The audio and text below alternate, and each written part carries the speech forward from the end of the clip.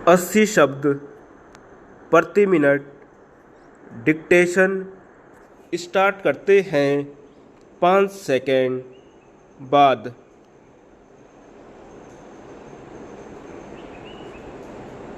महोदय, गांधी जी ने भारत के लिए वह सब कुछ किया जो बड़े बड़े विद्वान, संत, महात्मा या महापुरुष नहीं कर सके।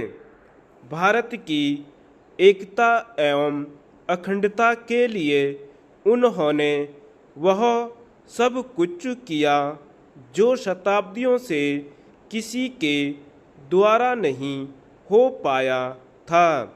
उनकी कथनी एवं करनी में एक रूपता थी। जो कहते थे वह कर दिखाते थे। गांधी जी ने कभी अभिजात वर्ग का समर्थन नहीं किया। उच्च वर्ग के प्रति कोई आसक्ति उन्होंने नहीं दिखाई और न ही किसी वर्ग विशेष की उपेक्षा की। मानव जीवन की भलाई को अपने जीवन का लक्ष्य बनाया। पिछड़े वर्ग के प्रति प्रेम दर्शाया। सांप्रदायिकता को मिटाने का भरसक प्रयत्न किया।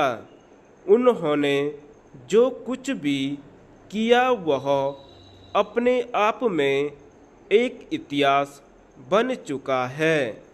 गांधी जी न केवल देश के लिए बल्कि समस्त विश्व के लिए वंदनीय हैं। उनके आदर्शों को देशवासियों के साथ साथ अन्य देशवासियों ने भी अपनाया और उन पर आचरण किया।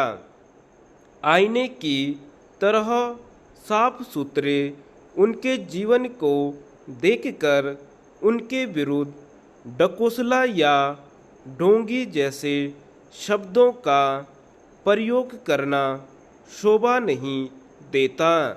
गांधी जी के नाम को राजनीति के दलदल में खींच लाना किसी भी दृष्टि से उचित नहीं है, क्योंकि गांधी जी एक युग पुरुष और राजनीतिक दलदल से निर्लिप्त स्वच्छ कमल थे।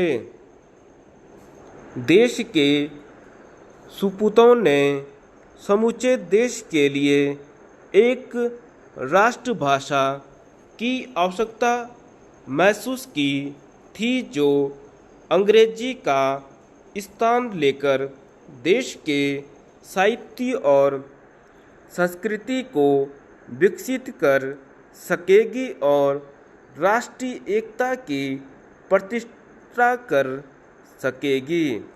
उसका गौरव हिंदी को तो मिला अवश्य, किंतु अंग्रेजी के प्रति अहेतुक प्रेम ने उसे अब तक उपर्युक्त स्थान पर प्रतिष्ठित होने नहीं दिया है। सरकारी और गैर सरकारी स्तर पर राष्ट्रभाषा के रूप में हिंदी का जितना प्रचार प्रसार हो रहा है, अंग्रेजी की नींव उतनी ही दृढ़ होती जा रही है। इस दिशा में नेताओं को आदर्श बनना चाहिए। राष्ट्रभाषा आंदोलनों में अहिंदी भाषी लोगों का महत्वपूर्ण योगदान रहा है। ऐसे राष्ट्र प्रेमियों में उड़ीसा के महामहिम राज्यपाल सारे देश के लिए आदर्श हैं। तेलुगु भाषी होकर भी हिंदी के प्रति उनका प्रेम अनुकरणीय है। वे मंच पर हिंदी का प्रचार प्रसार करने वालों में नहीं बल्कि जीवन में उसका प्रयोग करने वालों में हैं। सरकारी और गैर सरकारी कारोबार में हिंदी के प्रयोग के लिए वे सबको प्रोत्साहित करते हैं। धन्यवाद।